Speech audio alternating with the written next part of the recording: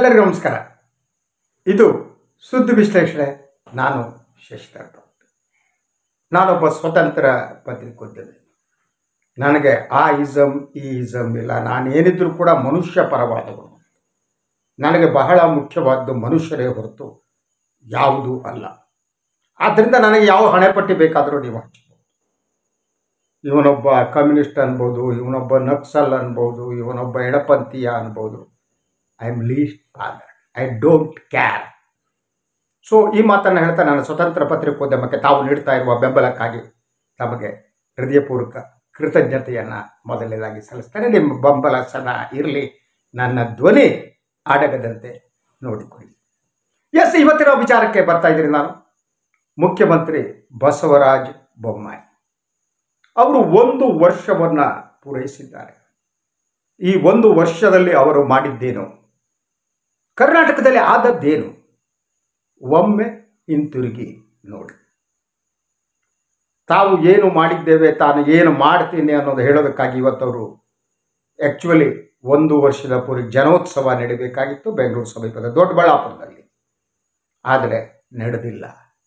ಯಾಕೆ ನಡೆದಿಲ್ಲ ಅದ್ರ ಬಗ್ಗೆ ಹೇಳ್ತೀನಿ. ಅದರಂತೆ ಇವರು ಬೆಳಗ್ಗೆ ಒಂದು ಪತ್ರಿಕಾಗೋಷ್ಠಿಯನ್ನು ಮಾಡಿದ್ರು. ಪತ್ರಿಕಾಗೋಷ್ಠಿಯ ಒಳಗಡೆ ಹೋಗಬೇಕಾದ್ರೆ ಅಧಿಕಾರಿಗಳ ಮೇಲೆ ಬಾಯಿಗೆ ಬಂದಂಗೆ ಉಗಿದ್ರು. ಯಾಕ್ರಿ ಈ ದೊಡ್ಡ ದೊಡ್ಡ ಸ್ಕ್ರೀನ್ಗಳನ್ನೆಲ್ಲ ಹಾಕಿದ್ರಿ, ಎಲ್ಲ ಕಿತ್ತಾಕಿ ಅಂತ. ಮುಖ್ಯಮಂತ್ರಿಗಳು ಒಂದು ರೀತಿಯ ಆತಂಕದಲ್ಲಿ ಇದ್ದಂತೆ ಇತ್ತು. ಅವರ ಒಳಗಡೆ ಒತ್ತಡ ಇತ್ತು. ಆದರೆ ಆ ಒತ್ತಡ ಹೊಸದಾಗಿ ಪ್ರಾರಂಭ ಆದದ್ದೇ ಅಲ್ಲ. ನಾಟಕೀಯ ರೀತಿಯಲ್ಲಿ ಅವರು ಯಾವತ್ತು ಮುಖ್ಯಮಂತ್ರಿ ಆದರೂ 1 ವರ್ಷದ ಹಿಂದೆ ಅವತ್ತಿನಿಂದ ಅವರು ಈ ಒತ್ತಡವನ್ನು ಅನುಭವಿಸ್ತಾನೆ ಇದ್ದಾರೆ. ರಾಜಕಾರಣಿ ಆದವರು ಒತ್ತಡ ಅನುಭವಿಸಲೇಬೇಕು. ಒತ್ತಡ ಇಲ್ಲದೆ ಬದುಕ್ತೀನಿ ಅಂದರೆ ಹಿಮಾಲಯಕ್ಕೆ ಹೋಗ್ಬಿಟ್ಟು ಧ್ಯಾನ ಮಾಡ್ತಾ ಕೂತ್ಕೋಬೇಕು. 1 ವರ್ಷದ ಹಿಂದೆ ಹೋಗೋಣ. ಯಡಿಯೂರಪ್ಪ, BS ಯಡಿಯೂರಪ್ಪ ಅವರು ಭಾರತೀಯ ಜನತಾ ಪಕ್ಷದ ವರಿಷ್ಠರಿಗೆ ನುಂಗಲಾರದ ತುತ್ತಾಗಿದ್ದರು. ಅವರದೊಂದು ಸ್ವತಂತ್ರ ವ್ಯಕ್ತಿತ್ವ ಇತ್ತು. ಆದಷ್ಟು ಅವರಿಗೆ ಅವಮಾನ ಮಾಡಿ ಮಾಡಿ ಅವರನ್ನು ಬಗ್ಗಿಸುವ ಯತ್ನವನ್ನು BJP ವರಿಷ್ಠರು ಮಾಡಿದರು. ಗೃಹ ಸಚಿವರನ್ನ ನೋಡೋದಕ್ಕೆ ಅವರು ತಿಂಗಳುಗಟ್ಟಲೆ ಕಾಯಬೇಕಾಗಿತ್ತು. ಯಾರೋ ಚಿಲ್ಟು ಪುಲ್ಟುಗಳು ಹೋಗಿ ನೋಡ್ತಾ ಇದ್ರು. ಕರ್ನಾಟಕದ ಮುಖ್ಯಮಂತ್ರಿಗೆ ಸನ್ಮಾನ್ಯ ಗೌರವಾನ್ವಿತ ಅಮಿತ್ ಶಾ ಅವರ ದರ್ಶನವೇ ಸಿಗ್ತಿರಲಿಲ್ಲ. ದೆಹಲಿಗೆ ಹೋಗ್ತಿದ್ರು ಬರ್ತಿದ್ರು, ದೆಹಲಿಗೆ ಹೋಗ್ತಿದ್ರು ಬರ್ತಿದ್ರು. ಇದು ನಡೀತಾನೆ ಇತ್ತು. ಕೊನೆಗೆ ಅವರನ್ನು ಬದಲಿಸುವ ತೀರ್ಮಾನ ಕೈಗೊಳ್ಳಾಯಿತು. ಯಡಿಯೂರಪ್ಪನವರು ಬದಲು ಮಾಡದೇ ಇಲ್ಲ ಅಂಥೇಳಿ ಕರ್ನಾಟಕದ ಉಸ್ತುವಾರಿ ಅರುಣ್ ಸಿಂಗ್ ಹೇಳ್ತಾನೆ ಇದ್ದರು. ಆದರೆ ಇನ್ನೊಂದೆಡೆ ಅವರನ್ನು ಕಿತ್ತು ಹಾಕುವ, ಮನೆಗೆ ಕಳಿಸುವ ಒಂದು ಬಿಗ್ಗರಾದ ಪ್ಲ್ಯಾನ್ ನಡೀತಾನೆ ಇತ್ತು. ಪ್ಲ್ಯಾನ್ ಇಂಪ್ಲಿಮೆಂಟ್ ಆಯಿತು. ಆಗ ಮುಂದಿನ ಮುಖ್ಯಮಂತ್ರಿ ಯಾರು ಅನ್ನುವ ಪ್ರಶ್ನೆ ಬಂದಾಗ ವರಿಷ್ಠರು ಆಯ್ಕೆ ಮಾಡಿದ್ದು ಬಸವರಾಜ ಬೊಮ್ಮಾಯಿ ಅವರನ್ನು. ಬೊಮ್ಮಾಯಿ ಒಬ್ಬ ಅನುಭವಿ ರಾಜಕಾರಣಿ ಅನ್ನೋದ್ರಲ್ಲಿ ಅನುಮಾನ ಇಲ್ಲ. ಅವರು ಗೃಹ ಇಲಾಖೆ, ಜಲಸಂಪನ್ಮೂಲ ಇಲಾಖೆ ಅಂತ ಮಹತ್ವದ ಇಲಾಖೆಯನ್ನು ನಿರ್ವಹಣೆ ಮಾಡಿದ್ದಾರೆ. ಆದರೆ ಈ ಸಂದರ್ಭದಲ್ಲಿ ಆಯಾ ಖಾತೆಯಲ್ಲಿ ಬೊಮ್ಮಾಯಿಯವರು ಮೂಡಿಸಿದ ಹೆಜ್ಜೆ ಗುರುತುಗಳು ಯಾವುದು? ಯಾವ ಹೆಜ್ಜೆ ಗುರುತುಗಳು ಕಾಣಲಿಲ್ಲ. ಅವರು ಯಡಿಯೂರಪ್ಪನ ನೆರಳಾಗಿದ್ದರು. ಯಡಿಯೂರಪ್ಪನವರ ಹಿಂದೆ ಓಡಾಡ್ತಿದ್ರು. ಯಡಿಯೂರಪ್ಪನವರು ದೆಹಲಿಗೆ ಹೋದಾಗ ಪಕ್ಕದಲ್ಲಿ ಬಸವರಾಜ ಬೊಮ್ಮಾಯಿ ಉಪಸ್ಥಿತಿ ಅನಿವಾರ್ಯ ಅನ್ನುವ ರೀತಿಯಲ್ಲಿ ನಿರ್ಮಾಣ ಆಗೋಗ್ಬಿಟ್ಟಿತ್ತು. ವರಿಷ್ಠರು ಅಂದ್ಕೊಂಡಿರಬೇಕು, ಎಂಥ ಸಜ್ಜನ ಬಸವರಾಜ ಬೊಮ್ಮಾಯಿ, ದೊಡ್ಡ ಧ್ವನಿಯಲ್ಲಿ ಮಾತಾಡಲ್ಲ, ಇನ್ನೊಂದು ಮಾಡಲ್ಲ, ನಾವು ಹೇಳಿದಾಗ ಕೇಳ್ಕೊಂಡು ಬಿದ್ದಿರ್ತಾನೆ ಅಂತ ಅಂದ್ಕೊಂಡಿರ್ಬೇಕು. ಅಂತೂ ಬೊಮ್ಮಾಯಿ ಮುಖ್ಯಮಂತ್ರಿ ಆದರು. ಅವರಾದ ಮೇಲೆ ಅವರ ದುರ್ಬಲ ವ್ಯಕ್ತಿತ್ವದಿಂದಾಗೇ ಕರ್ನಾಟಕದ ಒಳಗಡೆ ಒಂದು ಒಡಕು ಕಾಡ್ತಾ ಬಂತು ಸಮಾಜದ ನಡುವೆ. ಸೊ ಮೊದಲು ಹಿಜಾಬ್ ಪ್ರಾರಂಭ ಆಯಿತು. ಅದು ಯಾವ ಟರ್ನ್ ತಗೊಳ್ತು ಅನ್ನೋದು ನಾನೀಗ ಹೇಳಲ್ಲ. ಮುಸ್ಲಿಂ ವ್ಯಾಪಾರಿಗಳನ್ನು ನಿಷೇಧಿಸಲಾಯಿತು. ಅಜಾನ್ ಬಗ್ಗೆ ಗಲಾಟೆ ನಡೀತು. ದೇವಸ್ಥಾನದ ಅಕ್ಕಪಕ್ಕದಲ್ಲಿ ಮುಸ್ಲಿಮರು ಅಂಗಡಿ ಮುಂಗಟ್ಟುಗಳನ್ನು ಇಡಬಾರದು ಅನ್ನುವ ಚಳವಳಿ ನಡೀತು. ಹಾಗೆಲ್ಲ ಮೌನವಾಗಿದ್ದವರು ರಾಜ್ಯದ ಮುಖ್ಯಮಂತ್ರಿ ಬಸವರಾಜ ಬೊಮ್ಮಾಯಿ. ಆಗ ಅವರೊಂದು ಮಾತನ್ನು ಹೇಳಿದರು, ಕ್ರಿಯೆಗೆ ಪ್ರತಿಕ್ರಿಯೆ ಇರುತ್ತೆ ಅಂತ. ಇದು ಬಹಳ ಮುಖ್ಯವಾದ ಹೇಳಿಕೆ ಅಂತ ನಾನು ಅಂದ್ಕೊಂಡಿದ್ದೇನೆ. ಯಾವ ದೃಷ್ಟಿಯಿಂದ ಮುಖ್ಯವಾದ ಇದು ಕ್ರಿಯೆಗೆ ಪ್ರತಿಕ್ರಿಯೆ ಅಂತ ಅಂದರೆ ಏನು ಮುಸ್ಲಿಮರ ವಿರುದ್ಧ ರಾಜ್ಯದಲ್ಲಿ ಏನು ಈ ರೀತಿ ಸಂಘ ಪರಿವಾರದ ಚಟುವಟಿಕೆ ನಡೀತಾ ಇತ್ತಲ್ಲ, ಅದನ್ನು ಅವರು ಪ್ರತಿಕ್ರಿಯೆ ಅಂತ ಕರೆದರು. ಅದು ಕ್ರಿಯೆ ಅಲ್ಲ, ಅದು ಪ್ರತಿಕ್ರಿಯೆ. ಹಿಂದೂಗಳ ಮೇಲೆ ಭಾಳ ಇದು ನಡೀತಾ ಇದೆ, ಹಿಂದೂಗಳ ಹತ್ಯೆ ಆಗ್ತಾ ಇದೆ, ಅದಕ್ಕೆ ಪ್ರತಿಕ್ರಿಯೆ ಇದು ಅನ್ನುವ ಅರ್ಥದಲ್ಲಿ ಇಂಥ ಚಟುವಟಿಕೆಯನ್ನು ಅವರು ಸಮರ್ಥಿಸ್ತಾ ಬಂದರು. 1 ವರ್ಷದ ಅವಧಿಯಲ್ಲಿ ಮುಖ್ಯಮಂತ್ರಿಗಳು, ತಾವು ಕರ್ನಾಟಕದ ಮುಖ್ಯಮಂತ್ರಿ, ನಾನು ಎಲ್ಲರ ಮುಖ್ಯಮಂತ್ರಿ, ನನ್ನ ಪಕ್ಷ ಒಂದಿರ್ಬೋದು ಆದರೆ ಕನ್ನಡ ಜನತೆಯ ಮುಖ್ಯಮಂತ್ರಿ ಅನ್ನೋ ಒಂದು ಸಾಬೀತುಪಡಿಸುವುದಕ್ಕೆ ಅವರು ಯತ್ನ ಮಾಡಲೇ ಇಲ್ಲ. ಅದರ ಜೊತೆಗೆ ಅವರು ಸಂಘ ಪರಿವಾರದ ವಿಶ್ವಾಸವನ್ನು ಗಳಿಸುವುದಕ್ಕಾಗಿ ಯತ್ನ ನಡೆಸ್ತಾ ಹೋದರು. ಅವರ ವ್ಯಕ್ತಿತ್ವ ದುರ್ಬಲ ಆಗ್ತಾ ಹೋಯಿತು, ಅವರು ದುರ್ಬಲರಾಗ್ತಾ ಹೋದರು. ಕಾನೂನು ಮತ್ತು ಸುವ್ಯವಸ್ಥೆಯನ್ನು ಕಾಪಾಡಬೇಕಾದದ್ದು ಒಂದು ರಾಜ್ಯ ಸರ್ಕಾರದ ಪ್ರಾಥಮಿಕ ಕರ್ತವ್ಯ ಅನ್ನೋದನ್ನು ಅವರು ಬರೆದರು. ಎಲ್ಲವನ್ನ ಬಿಡ್ತಾ ಬಂದರು. ಸಂಘ ಪರಿವಾರದ ಕಾರ್ಯಕರ್ತರು ಇನ್ನಷ್ಟು ಹುಮ್ಮಸ್ಸಿನಿಂದ ಮುಸ್ಲಿಂ ವಿರೋಧಿ ಚಟುವಟಿಕೆಗಳನ್ನು ನಡೆಸ್ತಾ ಬಂದರು. ಇವರೆಲ್ಲ ಸಂತೋಷಪಟ್ಟರು. ಎಸ್, ಹಿಂದೂ ಮತ ಬ್ಯಾಂಕ್ ಇನ್ನಷ್ಟು ಗಟ್ಟಿ ಆಗುತ್ತೆ, ನೆಕ್ಸ್ಟ್ ಟೈಮ್ ನಾವೇ ಗೆದ್ದು ಬಿಡ್ತೀವಿ. ಪ್ರತಿಯೊಂದು ಮತದ ದೃಷ್ಟಿಯಿಂದ ನೋಡೋಕೆ ಪ್ರಾರಂಭ ಮಾಡಿದ್ರು. ಮತ ಅಂದರೆ ಜಾತಿ ಮತ ಅಲ್ಲ, ವೋಟ್ ಬ್ಯಾಂಕ್. ವೋಟ್ ಬ್ಯಾಂಕ್ ಬಲ ಆಗ್ತಿದೆ ಅಂತ ಅಂದ್ಕೊಂಡ್ರು ಬೊಮ್ಮಾಯಿ. ಈಗ ಲೇಟೆಸ್ಟ್ ವಿಚಾರಕ್ಕೆ ಬರೋಣ.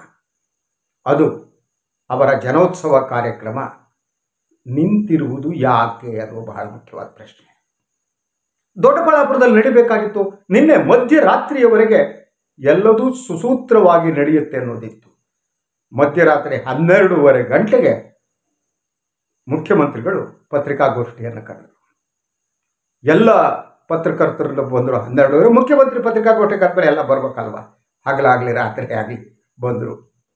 ಅವರ ಮುಖ ಒಂಚೂರು ಪೇಲವವಾಗಿತ್ತು, ಶಕ್ತಿ ಇರಲಿಲ್ಲ, ಮುಖದಲ್ಲಿ ಒಂದು ಕಳೆ ಇರಲಿಲ್ಲ, ಹೆಚ್ಚು ಒತ್ತಡದಲ್ಲಿ ಅವರು ಬಳಲ್ತಾ ಇದ್ದಿದ್ದರ ಜೊತೆಗೆ ಒಳಗಡೆ ಏನೋ ನಡೀತಾ ಇತ್ತು.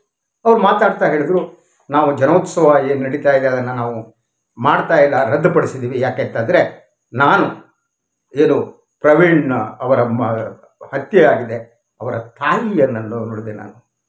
ನಿಜ, ಯಾವ ತಾಯಿ ಕಣ್ಣೀರು ಹಾಕಿದ್ರೂ ನಮಗೆ ನೋವಾಗುತ್ತೆ. ಆದರೆ ಸಮಸ್ಯೆ ಇರುವುದು ಎಲ್ಲಿ ಅಂದರೆ ಅವರಿಗೆ ಕೇವಲ ಪ್ರವೀಣನ ತಾಯಿಯ ಕಣ್ಣೀರು ಕರಗಿಸುತ್ತೆ, ಆದರೆ ಮಸೂದ್ ತಾಯಿಯ ಕಣ್ಣೀರು ಸರ್ಕಾರಕ್ಕೆ ತಟ್ಟದೇ ಇಲ್ಲ.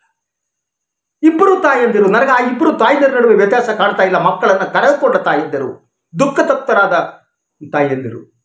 ಸೊ ತಾನು ಆಡಿಸಿ ಬೆಳೆಸಿದ ಮಗು ಇದೆಯಲ್ಲ, ಅದು ಹತ್ಯೆಯಾಗುವುದನ್ನು ನೋಡುವುದು ಅಂತಹ ದುರಂತ ಇನ್ನೊಂದಿಲ್ಲ. ಆ ತಾಯಿಯಂದಿರ ನೋವು, ಅಸಹಾಯಕತೆ, ಅವ್ರಿಗೆ ಯಾವ ಸಂಬಂಧನೂ ಇಲ್ಲ. ಅವರಿಗೆ ಅವನ ಮಗ ಪ್ರವೀಣ್ ಆಗಲಿ ಮಸೂದ್ ಆಗಲಿ ಇಬ್ಬರು ಅವರಿಗೆ ಮಕ್ಕಳೇ. ಅವರಿಬ್ಬರದು ತಾಯಿಯಂದಿರ. ಆದರೆ ಒಂದು ತಾಯಿಯ ಕಣ್ಣೀರು ಮಾತ್ರ ನಿಮಗೆ ತಟ್ಟುತ್ತೆ, ಇನ್ನೊಂದು ತಾಯಿಯ ಕಣ್ಣೀರು ತಟ್ಟಲ್ಲವಲ್ಲ. ಕೇವಲ 1 ವಾರದ ಹಿಂದೆ ಮಸೂದ್ ಕೊಲೆ ಆಯಿತು. ಅಟ್ಲೀಸ್ಟ್ ಒಂದು ಹೇಳಿಕೆ ಕೊಟ್ಟ ಇಲ್ಲ. ಇವತ್ತು ಮಸೂದ್ ತಾಯಿ ಮಾತನಾಡ್ತಾ ಇರುವ ಮಾತು ನಾನು ಕೇಳಿದೆ. ನಿನ್ನೆ ನಾನು ಮಾತನಾಡಿದ್ದೇನೆ, ಪ್ರವೀಣ್ ತಾಯಿ ಮತ್ತು ಹೆಂಡತಿ ಮಾತಾಡಿದ ಬಗ್ಗೆ ನಾನು ಮಾತನಾಡಿದ್ದೇನೆ. ಇಂತಹ ಪೈಶಾಚಿಕ ಕೃತ್ಯ ನಡೆಯಬಾರದಿತ್ತು ಅಂತ ಹೇಳಿದವನು ನಾನು. ಆದರೆ ನನಗೆ ಮಸೂದ್ ಮತ್ತು ಪ್ರವೀಣ್ ನಡುವೆ ವ್ಯತ್ಯಾಸ ಇಲ್ಲ. ಮಸೂದ್ ಹತ್ಯೆ ಚರ್ಚೆಗೆ ಬರಲಿಲ್ಲ, ಮಾಧ್ಯಮದಲ್ಲೇ ಬರಲಿಲ್ಲ. ಆ ತಾಯಿ ಹೇಳ್ತಾ ಇದ್ರು, ನಾನು ತಾಯಿ ಅಲ್ವಾ, ನನ್ನ ಮನೆಗೆ ಯಾರಾದರೂ ಬರ್ಬೋದಾಗಿತ್ತಲ್ವಾ, ನನಗೆ ಸಾಂತ್ವನ ಹೇಳಬಹುದಾಗಿತ್ತಲ್ಲ. ಈ ಮಾತು ನಿಮ್ಮ ಹೃದಯವನ್ನು ತಟ್ಟಿದರೆ ನಾನು ಆವಾಗ ಅಪ್ರಿಸಿಯೇಟ್ ಮಾಡ್ತೀನಿ. ದುರ್ದೈವ, ಈ ನಾಡಿನ ದುರ್ದೈವ, ಆ ತಾಯಿಯ ದುಃಖ ತಟ್ಟಿಲ್ಲ, ಇನ್ನೊಂದು ತಾಯಿಯ ದುಃಖ ಮಾತ್ರ ತಟ್ಟುತ್ತೆ.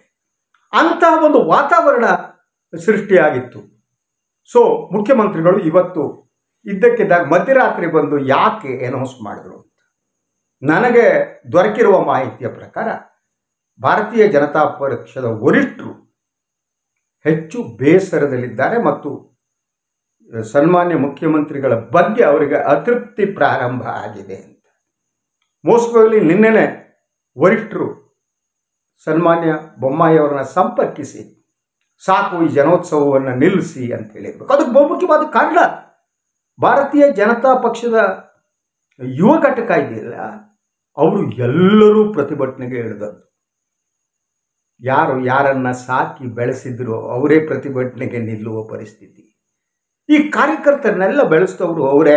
ಆದರೆ ಅವರು BJPಯ ವಿರುದ್ಧನೇ ತಿರುಗಿಬಿದ್ರು. ಕಟೀಲ್ ಅವರ ಕಾರನ್ನು ಪಲ್ಟಿ ಹೊಡಿಸೋಕೆ ನೋಡೋಕ್ಕಾಯಿತು.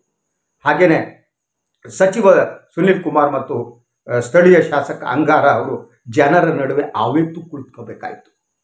ಹಲವೆಡೆ ಯುವ ಮೋರ್ಚಾದ ಕಾರ್ಯಕರ್ತರು ತಮ್ಮ ಹುದ್ದೆಗೆ ರಾಜೀನಾಮೆ ನೀಡಿದರು. ಡಬಲ್ ಎಂಜಿನ್ ಸರ್ಕಾರ ನಮಗೇನೂ ಮಾಡಿಲ್ಲ ಅಂದರು. ಇದರ ಮೊದಲು ಇಂಥ ಚಟುವಟಿಕೆಗಳನ್ನು ಬೊಮ್ಮಾಯಿಯವರು ನಿಯಂತ್ರಿಸಿದರೆ ಈಗ ಈ ಸ್ಥಿತಿ ಬರ್ತಿರಲಿಲ್ಲ. ಯಾಕೆ ಹೇಳ್ತೀನಿ ಅಂತಂದರೆ, ಒಂದು ಇಂಡಿವಿಜುವಲ್ ಕೊಲೆಯನ್ನು ಸರ್ಕಾರ ತಡೆಯೋದು ಕಷ್ಟ, ಅದು ಮನಸ್ಥಿತಿಯನ್ನು ಬದಲಿಸಬೇಕೇ ಹೊರತು. ಈಗ ಪ್ರವೀಣ್ ಕೊಲೆ ನನಗೆ ದುಃಖ ಆಗಿದೆ, ಆದರೆ ಅದು ಸರ್ಕಾರ ಹೇಗೆ ತಡೆಯೋದು? ಯಾವನೋ ಒಬ್ಬರು ಮೋಟರ್ ಸೈಕಲ್ ಬಂದು ಕಟಕ್ಕಂತ ಹೊಡೆದ ಹೋದ, ಅಲ್ಲಿ ಯಾರೋ ಮಸೂದಿದ್ದಾಗ ಇನ್ಯಾರೋ ಬಂದರು ಹೊಡೆದ್ರು ಹೋದರು. ಆ ಹೊಡೆದವ್ರು ಬಜರಂಗ ದಳ ಅಂತ ಅವರು ಹೇಳಿದ್ರು, ಇವರು ಹೇಳಿದ್ರು ಮುಸ್ಲಿಮರು ಹೊಡೆದ್ರು. ನಾನು ಎರಡನ್ನೂ ನಿರಾಕರಣೆ ಮಾಡಲ್ಲ, ಆದರೆ ಇಂಡಿವಿಜುವಲ್ ಕೇಸಸ್ಸನ್ನು ತಡೆಯುವುದು ಹೇಗೆ?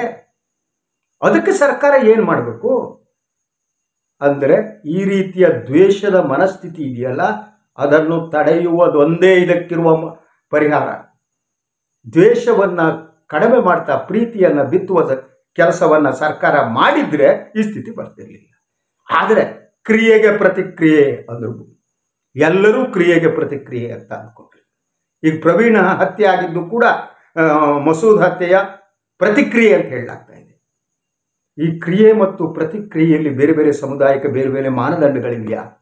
ನೋ ಬೊಮ್ಮಾಯಿಯವರೇ, ಇಲ್ಲ. ನೀವು ನೀಡಿರುವ ಹೇಳಿಕೆಯಲ್ಲೇ ಈ ದ್ವೇಷವನ್ನು ಬಿತ್ತುವ ಒಂದು ಬೀಜ ಇತ್ತು. ದ್ವೇಷ ಮಾಡಿ ಯಾರು ರಕ್ತಪಾತಕ್ಕೆ ತೊಡಗ್ತಾರೋ ಅವರಿಗೆ ಆಶೀರ್ವಾದ ಮಾಡುವ ಮನಸ್ಥಿತಿ ಇತ್ತು. ಈ ಅಪಾಯ ಇದ್ದುದು ಮುಖ್ಯಮಂತ್ರಿ ಬೊಮ್ಮಾಯಿಯವರ ಮನಸ್ಥಿತಿಯಲ್ಲೇ. ಅದು ಒಂದು ವರ್ಷದ ಅವಧಿಯಲ್ಲಿ ದಿನದಿಂದ ದಿನಕ್ಕೆ, ತಿಂಗಳಿಂದ ದಿನಕ್ಕೆ ಹೆಚ್ಚಾಗ್ತಾ ಬಂತು. ಅದು ಪ್ರವೀಣ್ ಅನ್ನುವ ಒಬ್ಬ ಅಮಾಯಕನೇ ಅವನು. ನನಗೆ ನಿನ್ನೆ ಹೇಳಿದೆ, ನನಗೆ ಗೊತ್ತಿರುವ ಮಾಹಿತಿಯ ಪ್ರಕಾರ ಆ ಮನುಷ್ಯ ದೊಂಬಿಗಿಂಬಿಗೆ ಹೋಗ್ತಿರ್ಲಿಲ್ವಂತೆ.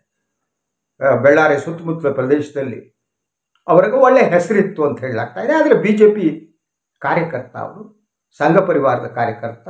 ಅದು ಇನ್ನೊಂದು ಮಾತು ಹೇಳಲಾಗ್ತಾ ಇದೆ, ಏನೋ ಟೈಲರ್ ಅವರ ಹತ್ಯೆ ಮಾಡಿದಾರಲ್ಲ, ಅದನ್ನು ಬೆಂಬಲಿಸಿ ಅವನು ಒಂದು ಸ್ಟೇಟಸ್ ಹಾಕಿದ್ದ ಅಂತ ಹೇಳಲಾಗ್ತಾ ಇದೆ.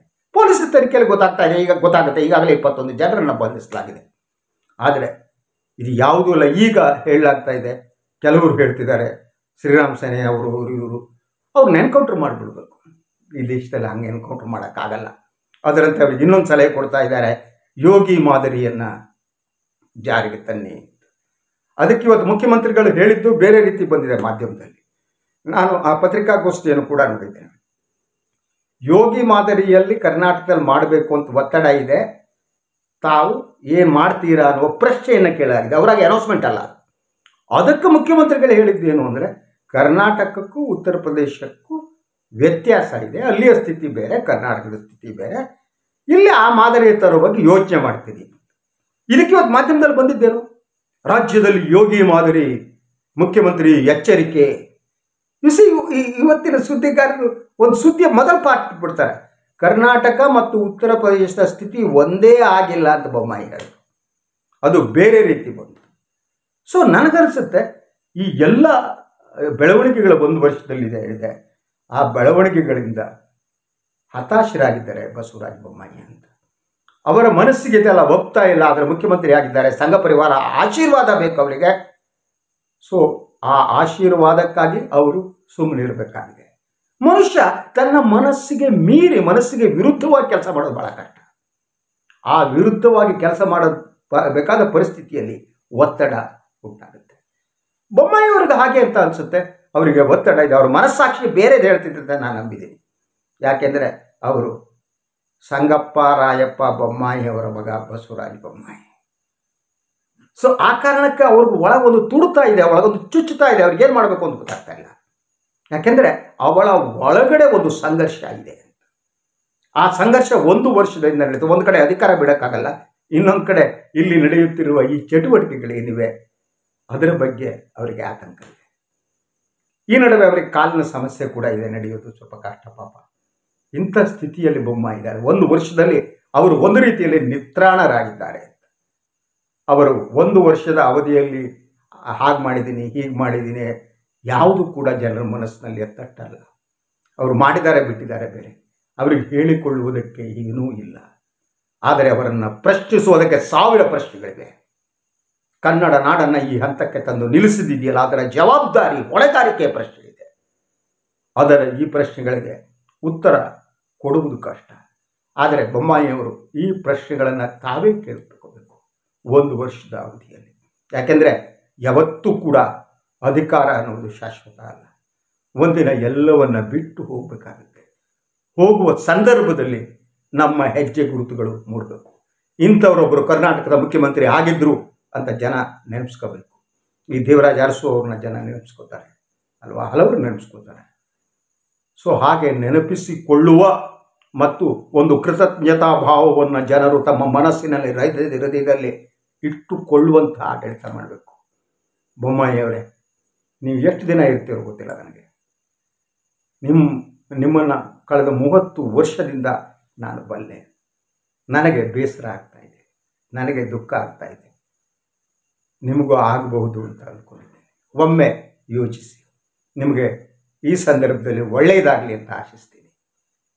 ಆದರೆ ತಮ್ಮ ರಾಜಕೀಯ ನಡೆ ಮತ್ತು ಹೆಜ್ಜೆ ಗುರುತುಗಳು ಬದಲಾಗಲಿ ಅಂತ ಈ ರಾಜ್ಯದ ಒಬ್ಬ ಜವಾಬ್ದಾರಿಯುತ ಪ್ರಜೆಯಾಗಿ ಪತ್ರಕರ್ತನಾಗಿ ಕೇಳ್ತೀನಿ. ಎಲ್ಲರಿಗೂ ಒಳ್ಳೆಯದಾಗಲಿ. ಇದು ಇವತ್ತಿನ ಸುದ್ದಿ ವಿಶೇಷ. ಇನ್ನೊಂದು ಸುದ್ದಿಯೊಂದಿಗೆ ಮತ್ತೆ ಬರ್ತೀನಿ. ಎಲ್ಲರಿಗೂ ಶುಭರಾತ್ರಿ.